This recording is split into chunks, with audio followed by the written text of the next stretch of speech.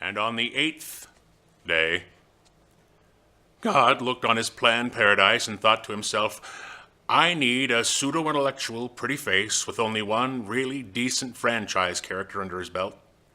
to lecture us on geopolitics, global warming, science, fracking, morality, and all things in between. So God made Matt Damon.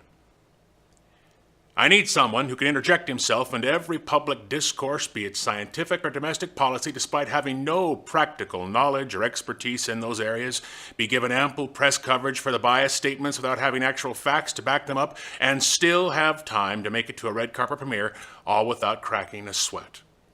So God made Matt Damon.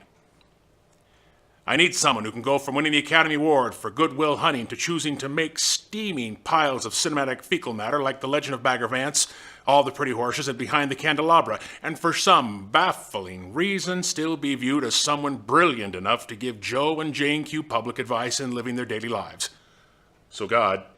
made Matt Damon. God had to have somebody to take themselves so seriously that they can address a graduating class of genius intellects at MIT,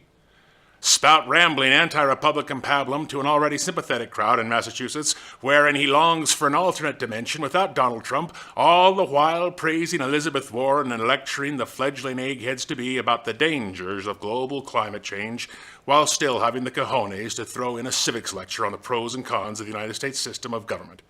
So God made Matt Damon.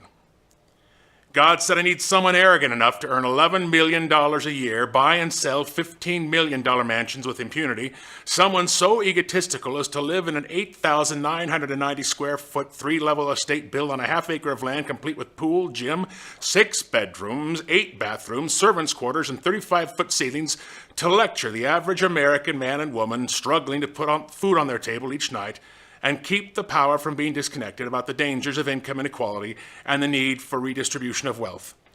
So God made Matt Damon.